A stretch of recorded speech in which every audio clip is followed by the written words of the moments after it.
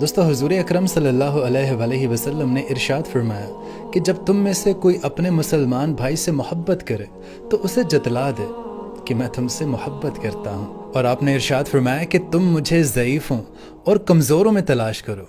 کیونکہ تم کو رزق اور نصرت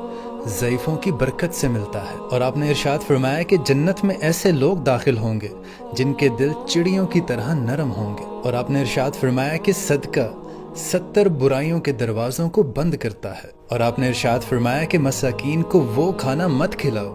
جو تم خود نہیں کھاتے، اور آپ نے ارشاد فرمایا کہ کھانے سے پہلے وضو کرنا تنگ دستی کو ختم کرتا ہے، اور آپ نے ارشاد فرمایا کہ کھانے کے بعد ہاتھ منہ دھونا پاگل پن کو دور کرتا ہے۔ آپ نے ارشاد فرمایا کہ تکلیف کی گھڑیاں خطاؤں کو مٹا دیتی ہیں، اور آپ نے ارشاد فرمایا کہ معاف کر دینے سے اللہ تعالیٰ عزت میں اضافہ فرماتا ہے، اور آپ نے ارشاد فرمایا کہ اپنے والد کو نام سے مت پکارو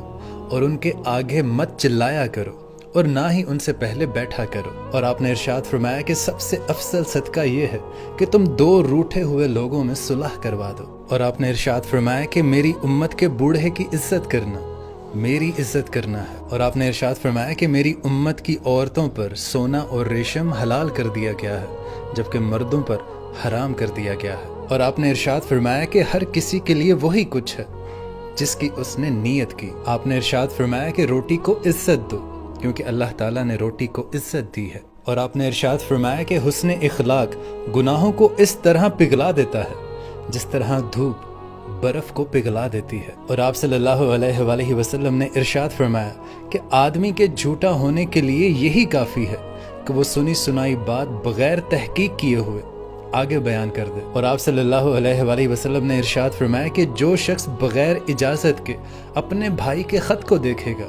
وہ آگ کو دیکھے گا، اور آپ نے ارشاد فرمایا کہ اگر آپ کا ہمسایہ کافر ہے تو اس کا 1 حصہ حق ہے آپ پر، اور اگر آپ کا ہمسایہ مسلمان ہے تو اس کا 2 گنا حق ہے آپ پر، اور اگر آپ کا ہمسایہ آپ ہی کا رشتہ دار ہے تو اس کا 3 گنا آپ پر حق ہے۔ آپ نے ارشاد فرمایا کہ پیٹ سے بڑھ کر اور کوئی بدترین برتن نہیں ہے، اور آپ صلی اللہ علیہ وآلہ وسلم نے ارشاد فرمایا کہ اللہ تعالیٰ کے قریب 2 قطروں کے علاوہ اور کوئی قطرہ افضل نہیں ہے،